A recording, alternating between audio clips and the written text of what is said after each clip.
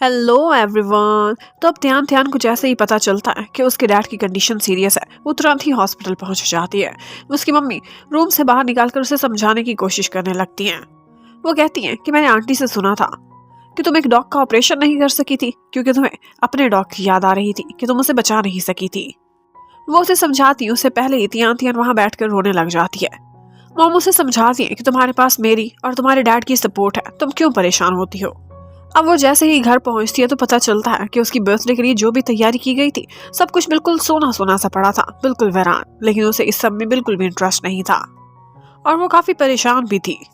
अब अगले दिन हम देखते हैं डॉक्टर चंद को, जो कि आंटी के साथ खड़े होकर बातें कर रहे थे कि इतने में कुछ लोग आ जाते हैं जिनके साथ एक बॉस भी था और वो यही जानना चाहता था कि इस हॉस्पिटल को चलाने वाला कौन है।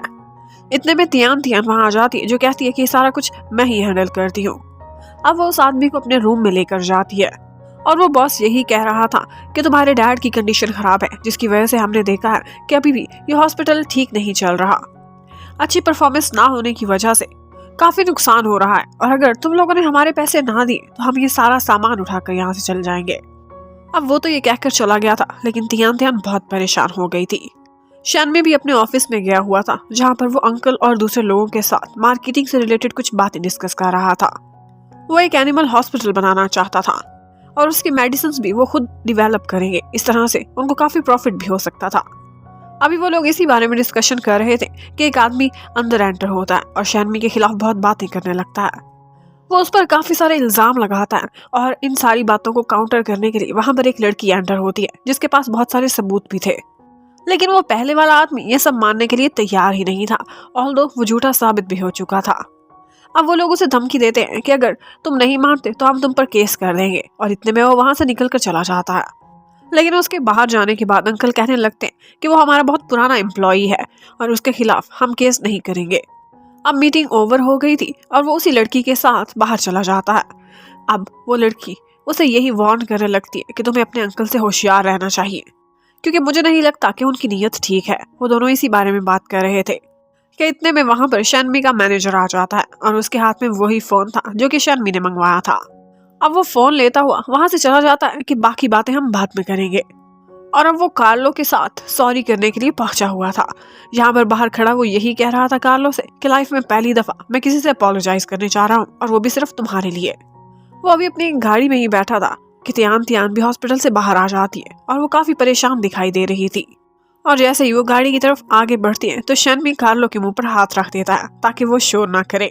गाड़ी देखते ही ध्यान ध्यान तो पहचान गई थी कि ये शैनमी की ही कार है, लेकिन शैनमी उसे कहीं नजर नहीं आ रहा था। अब वो वहीं पर ही चेक करने लगती है, लेकिन टिंटेड विंडो होने की वजह से वो नहीं देख पा रही थी। लेकिन इतने में उसे कार्लो की आवाज सुनाई दे जाती है। वो काफी परेशान हो जाती है कि कार्लो क्या तुम अंदर बांधो। तो अब शैनमी को मजबूरन दरवाजा ओपन करना पड़ता है और फिर शर्मिंदा शर्मिंदा सा यही कहने लगता है कि यहाँ पर मैं एक्चुअली कार्लो को लेकर आया था ताकि उसकी तुमसे मुलाकात करा सकूं। अब वो लोग हॉस्पिटल के अंदर चले जाते हैं। अंदर जाते ही तियान कार्लो को खाना देती है, जो कि वो तुरंत ही खाने लग जाता है। और शैनमी भी हैरान रह जाता है कि मैंने इसे कितना खाना खिलाने की कोशिश की, इसे नहीं खाया और यहाँ कितने मजे से खा रहा है। तियान तियान कहती है तुम कोई ऐसा खाना देते हो जो इसे पसंद नहीं होगा, लेकिन शैनमी कहने लगता है कि ये मेरे साथ रहता है, मैं इसे अच्छे से जानता हूँ। और उसने जो कार्लो की हेल्प करी थी उसके बदले शैनमी उसे पैसे देने की कोशिश करता है ताकि पैसे देकर अपना हिसाब बराबर कर सके। लेकिन उसके पास तो फोन ही नहीं था जिसमें वो पेमेंट ले सकती। अब शैनमी उसके लिए नया फोन भी लेकर आया था, वो निकालता है और इतने में तियान तियान उसे उसका पेन वापस करती है। ये वही पेन था जो कि हम पहले भी देख चुके थे। और प्रेजेंट के सीन में जब वो उसे ये पेन दे रही थी तो यही कहती है कि मैंने तुम्हें बहुत अच्छा इंसान समझा था, मेरे दिल में तुम्हारा बहुत अच्छा इमेज बन चुका था, लेकिन वो कल से खत्म हो चुका और मैं तुमसे कोई पैसे भी एक्सेप्ट नहीं करूंगी। समझो मैंने कार्लो का फ्री में इलाज किया है। और इन दी एंड ये भी कह देती है कि कभी भी आइंदा मुझे अपनी शक्ल मत दिखाना। अब ऑफ कोर्स शैनमी भी बाहर आ जाता है और अपने मैनेजर को कॉल करता है, कहता है मुझे इस हॉस्पिटल के बारे में और भी डिटेल्ड इन्फॉर्मेशन चाहिए। और तियान तियान बेचारी, उसे तो अपना हॉस्पिटल बचाना था, इसके लिए उसे काफी भारी इन्वेस्टमेंट चाहिए थी। वो जगह जगह चक्कर लगाती है लेकिन कोई भी उस हॉस्पिटल में इन्वेस्टमेंट करने के लिए तैयार नहीं होता। अब वो काफी परेशान हो गई थी और आंटी को भी इसी बारे में बताती है। यहाँ पर पता चलता है कि उन्होंने नया स्टाफ रखा था और उसे भी वो मंथली पेमेंट नहीं कर पा रहे थे, इसलिए वहाँ का काफी सारा स्टाफ अब क्विट करने का इरादा भी रखता है।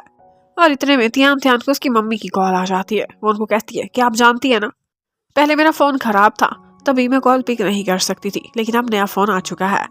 उधर शैनमी अंकल के पास जाता है तो अंकल कहने लगते हैं कि तुम्हारे ग्रैंडपा की कंडीशन दिन ब दिन बहुत खराब होती जा रही है और मैं चाहता हूँ कि कंपनी का अगला सीईओ तुम ही बनो, मैं इसमें तुम्हें फुल सपोर्ट करूंगा। जबकि उसी टाइम पर हमें ग्रैंडपा को दिखाते हैं जो कि लाइव स्ट्रीमिंग कर रहे थे और लोगों को हेल्दी रहने के लिए बहुत सारी टिप्स दे रहे थे, लेकिन इसी वीडियो में बीच में चंद टपक जाता है और उनकी इस वीडियो को खराब कर देता है। पहले तो वो उससे नाराज हो जाते हैं और उसके बाद वो दोनों आपस में बातें कर ही रहे थे कि ऊपर से शनमी आ जाता है और फिर चैन शनमी के साथ खेलने के लिए चला जाता है।